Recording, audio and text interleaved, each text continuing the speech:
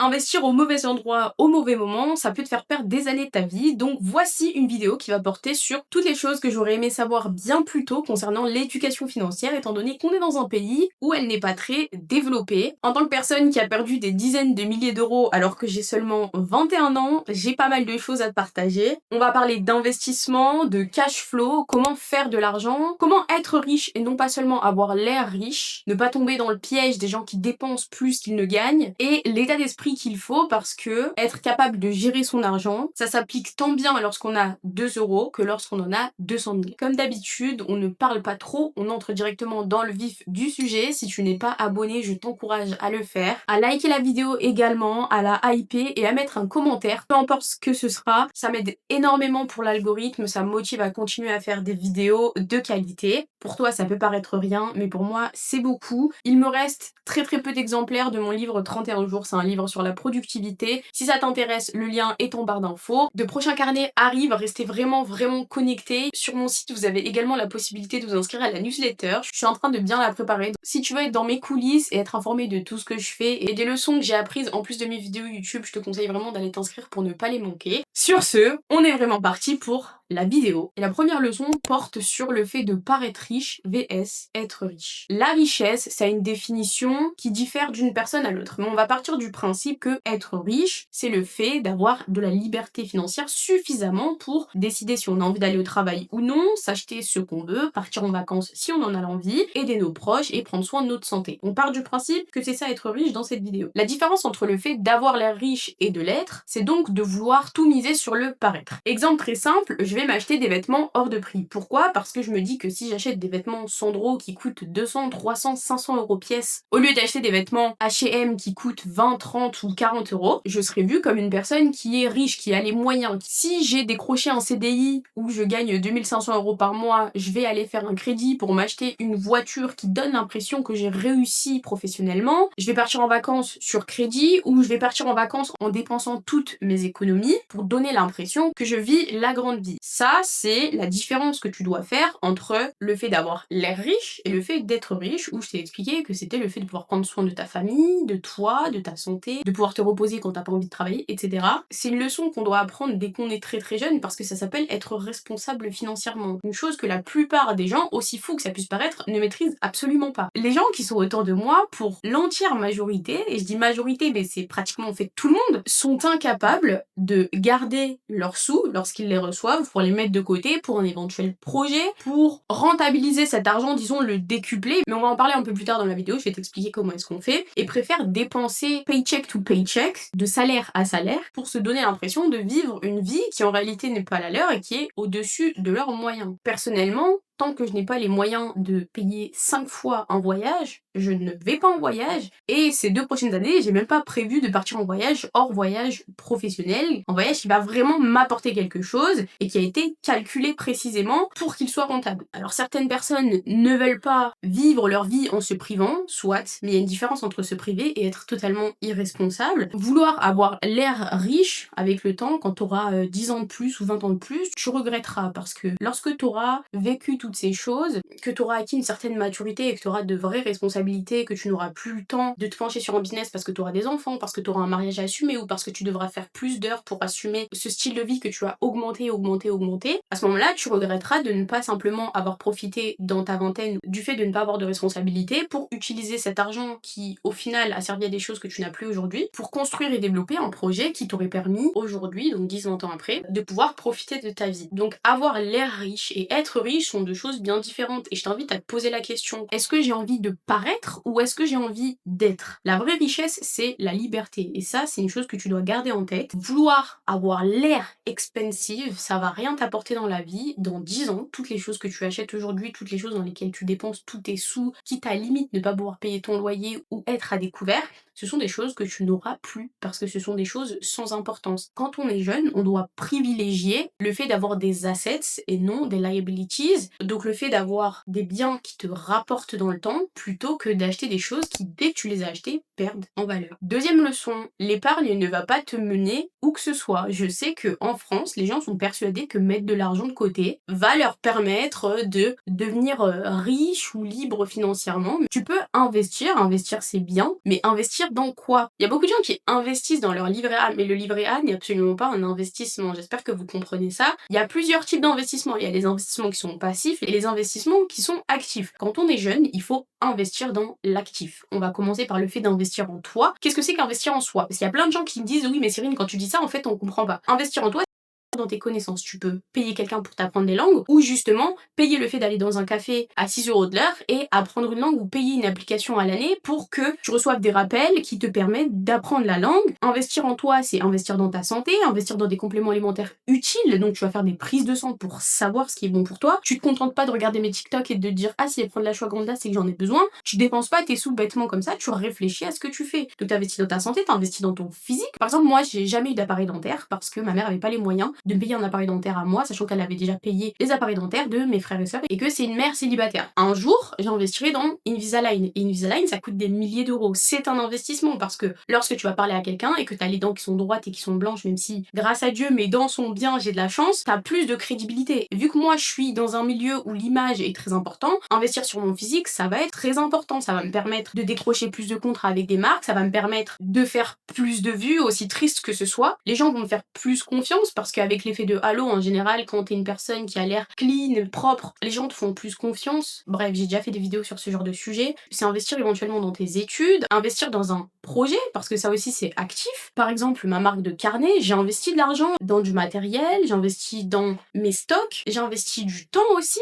que je pourrais passer à faire autre chose. Par exemple, le premier stock que j'ai commandé m'a coûté 700 €. C'est 700 € que j'aurais pu mettre dans un petit voyage en Sicile. Mais j'ai décidé de l'investir dans des carnets dont je n'avais même pas encore parlé sur les réseaux sociaux. Et ça, c'est un choix, mais c'est de l'investissement actif. Tu investis dans des choses qui, avec le temps, vont grossir et vont te rapporter plus. Et pour ça, il faut avoir une vision qui est long terme et non court terme. Ce sont les règles très basiques de l'éducation financière. Mais la plupart des gens préfèrent avoir les choses de suite et au final, sur le court terme, vous gagnez quelque chose, mais sur le long terme, vous perdez toujours. Ensuite, on a les investissements qui sont passifs. Donc là, on va retrouver la bourse, on va retrouver éventuellement le private equity, même si, bon, c'est relativement actif, étant donné que tu dois être un petit peu inclus dans les réunions de l'administration qui gère les entreprises. Mais bref, je t'invite à aller justement te renseigner, puisque être curieux aussi, c'est un investissement. Le fait de prendre de son temps pour aller se renseigner lorsqu'on entend des termes qu'on ne connaît pas, ça peut te créer de nouvelles opportunités, sorties de nulle part. Tout ça pour dire que l'épargne en elle-même, le fait d'économiser pour aucune raison, ça ne va absolument pas t'aider. Alors certaines personnes ont juste envie d'avoir leur CDI et d'économiser 200-300 000 € au cours de toute leur vie jusqu'à ce qu'ils touchent leur retraite, si tant est qu'on en ait encore une, pour ensuite vivre une vie tranquille. Mais j'imagine que si t'as cliqué sur cette vidéo, c'est que t'as un petit peu plus d'ambition que ça, c'est que tu veux avoir plus de liberté financière, et pour ça il faut bien que tu te mettes dans le crâne que le seul moment où économiser c'est bien,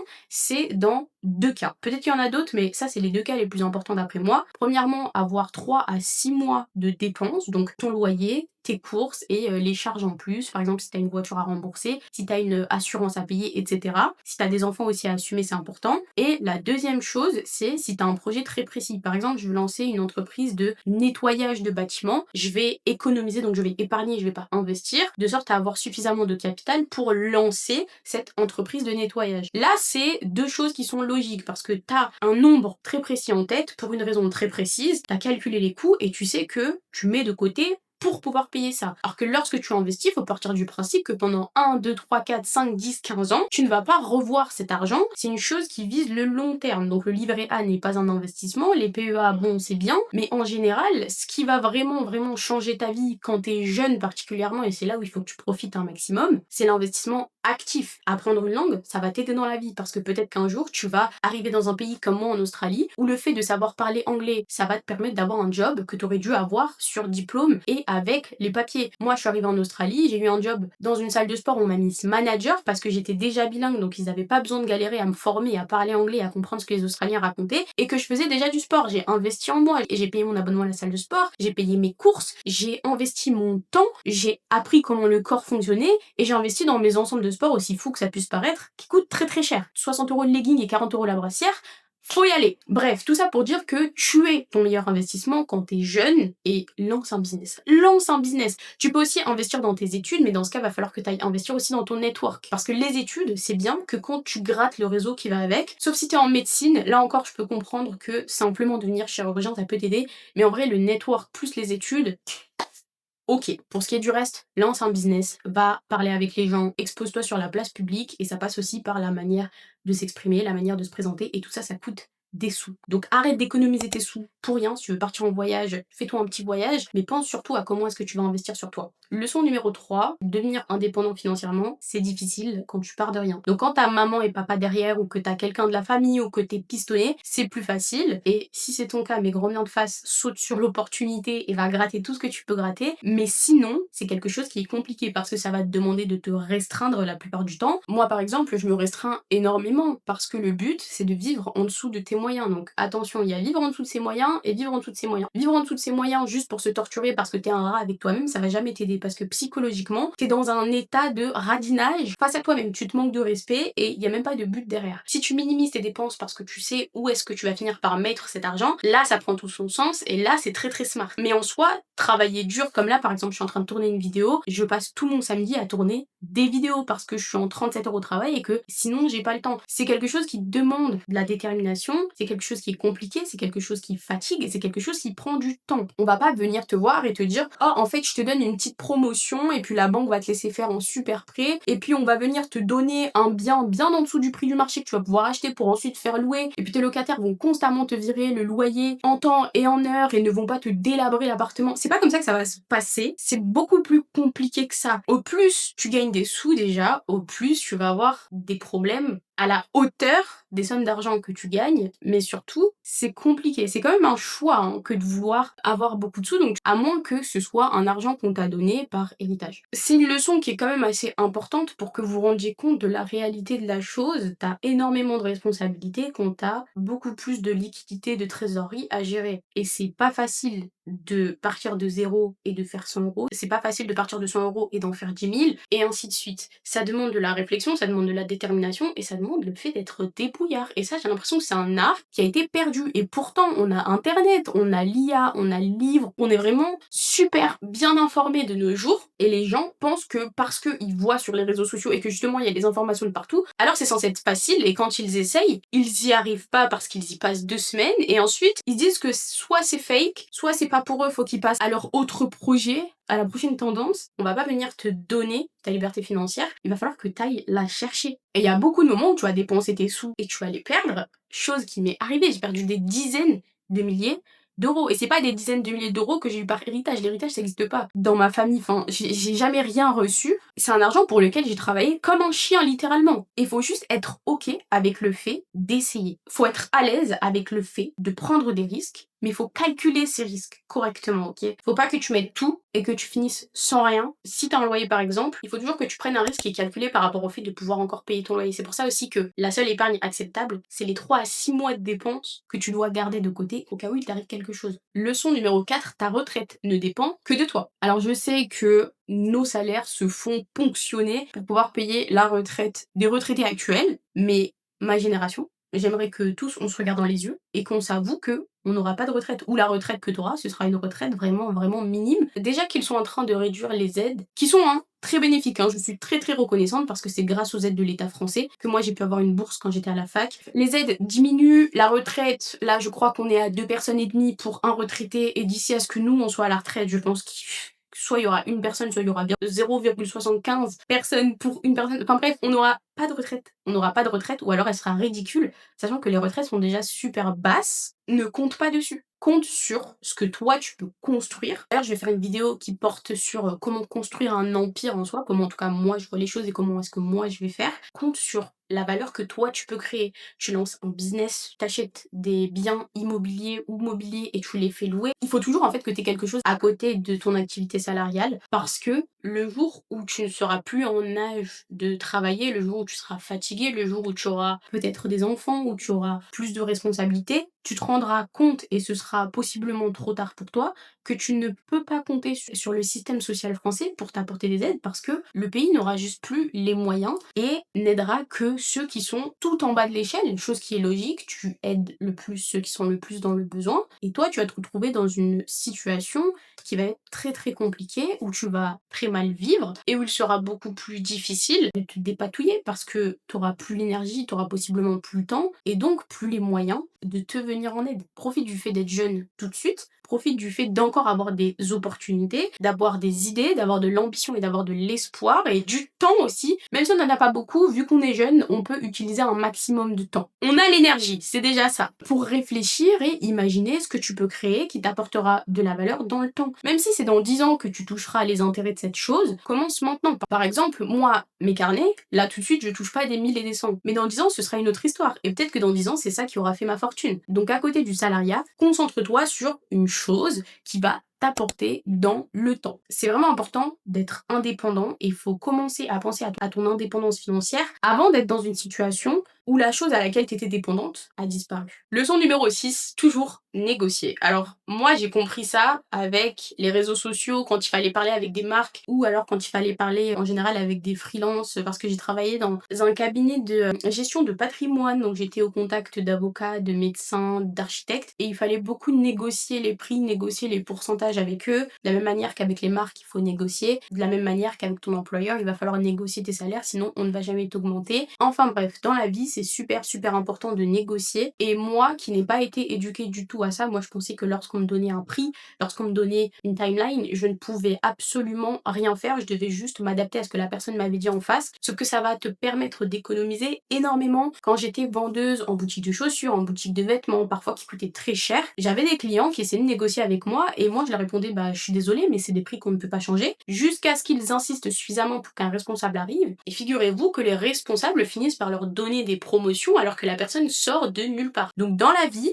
il faut toujours que tu te demandes, non pas pour être un rat avec toi-même, hein, mais pour économiser des sommes parfois très importantes, il faut toujours que tu te demandes comment est-ce que tu peux faire pour payer moins pour avoir ce service ou alors que tu aies un autre avantage derrière, des gestes commerciaux. En tout cas, si jamais un prix ne te convient pas mais que tu veux vraiment un service ou que justement toi tu veux qu'on te paye plus ou y passer moins de temps, sache que tu peux parler avec les gens et leur demander raisonnablement et avec énormément de diplomatie, leur demander ce que tu veux tout simplement, ça peut t'emmener très loin hein, ce genre de détails parce que parfois les gens aiment la façon dont tu vas négocier et ils peuvent t'offrir une opportunité grâce à ça littéralement. Tu ne dois pas juste accepter les prix qu'on te donne et tu dois apprendre à trouver des alternatives qui te conviennent à toi. Et il faut aussi te dire que parfois, quand le prix ne te convient pas, quand le travail qu'on te demande de fournir ne te convient pas, il faut juste que tu partes. Leçon numéro 7, traquer tes dépenses et faire un audit financier. Donc pour ceux qui ont suivi, j'ai fait 1 an de comptabilité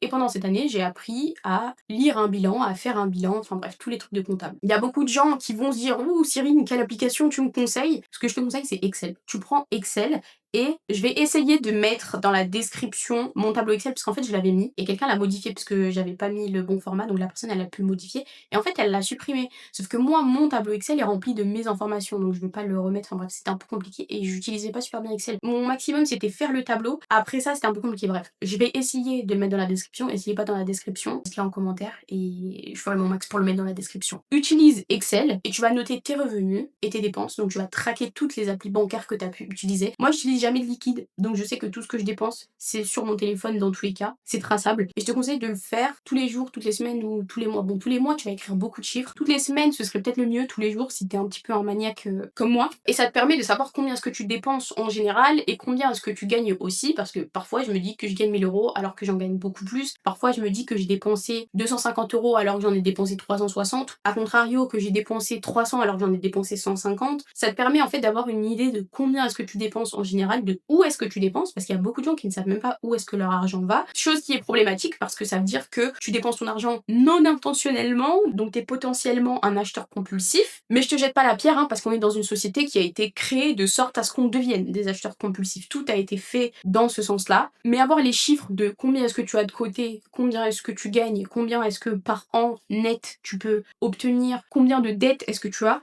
c'est important parce que ça va te permettre de savoir avec certitude où est-ce que financièrement tu en es. Et à partir du moment où tu connais ta situation et que tu l'as noir sur blanc, tu peux commencer à trouver des solutions adaptées. Et ça te permettra aussi de pouvoir savoir à combien de temps est-ce que tu te situes de tes objectifs.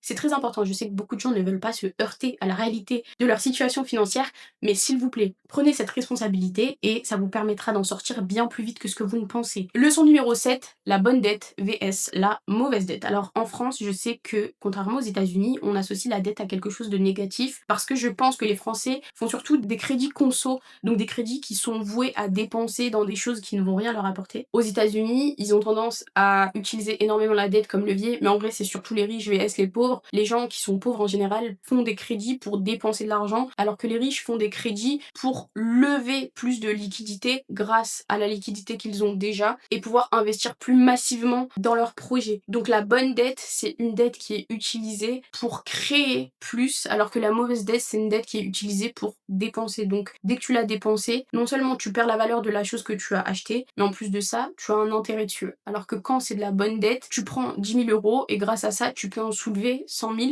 et les 100 000, tu les investis dans un business qui te rapportera bien plus que 100 000 plus les intérêts et tout ça, tu l'auras fait techniquement avec 10 000 euros. Donc ça aussi, c'est un mécanisme qui est très très important que beaucoup de gens malheureusement ne connaissent pas. Crédit Lombard, je t'invite à aller te renseigner là-dessus et il y a la chaîne Finari qui explique très bien toutes ces choses-là.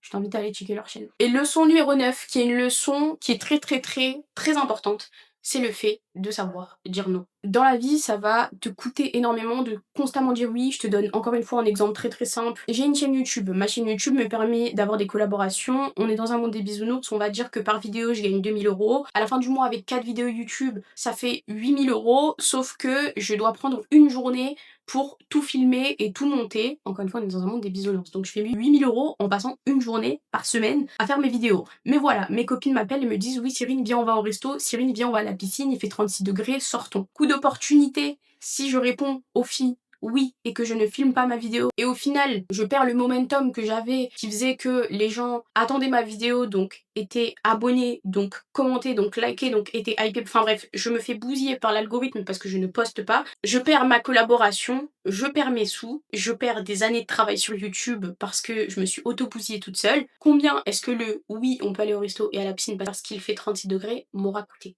Il m'aura coûté des années de travail sur YouTube, de relations de confiance avec des marques qui étaient en collaboration avec moi. Est-ce que tu me suis? J'espère que là, mon exemple était très clair. Parce qu'en réalité, c'est comme ça que tu dois réfléchir dans la vie. Est-ce que dire oui, ça va me coûter plus cher que dire non? Moi, c'est ce que je me dis toujours. En tout cas, une chose à protéger, c'est ton temps, ton énergie et l'estime que tu as de toi. J'ai d'ailleurs fait une vidéo entière sur le sujet. Voilà, l'estime de soi, c'est super important. Et au final, c'est ce qui te permet d'aller loin dans la vie parce que à partir du moment où tu t'estimes, peu importe à quel échec tu fais face, peu importe à quel événement dramatique tu fais face, tu te dis toujours que t'es ici pour une raison et c'est pour vivre une vie qui te correspond. Et même si ça a l'air un petit peu hihihaha quand je le dis comme ça, en vrai c'est deep et c'est difficile. C'est difficile quand tu pars de rien du tout de te dire je décide de ce qui est normal et de ce qui ne l'est pas pour moi. Je décide que j'ai envie d'être libre financièrement parce qu'on est dans un monde qui est régi par l'argent. Et c'est juste vrai, c'est juste la vérité. À un moment donné, tu peux pas lutter contre ça. Enfin bref, c'était tout pour cette vidéo. Si t'es arrivé jusqu'ici, je t'invite à commenter finance parce qu'on est un petit peu English ici. J'espère que tu t'es abonné, j'espère vraiment que ça t'aura aidé. C'est un sujet qui est absolument passionnant et si vous avez des questions, posez-les dans les commentaires, je ferai mon maximum pour répondre. En vrai, c'est simple, mais c'est pas facile et surtout, on n'y pense pas sur le coup. C'est une énorme montagne qui est en face de nous quand on n'a pas forcément les moyens et qu'on a envie d'avoir des choses qui coûtent cher ou qu'on a envie d'avoir un style de vie qui est très très éloigné de celui qu'on a aujourd'hui. C'est pas facile, mais c'est possible. C'est vraiment pas du bullshit ce que je raconte parce que je le partagerais pas si c'était pas vrai, si je l'avais pas essayé et si j'avais pas vu que ça fonctionnait ou si je connaissais pas des gens qui ont réussi en faisant tout ce que j'ai dit. Sur ce, on s'attrape pour la prochaine vidéo. Mes carnets, il en reste très peu. Voilà, au moins vous êtes prévenus. On s'attrape très prochainement.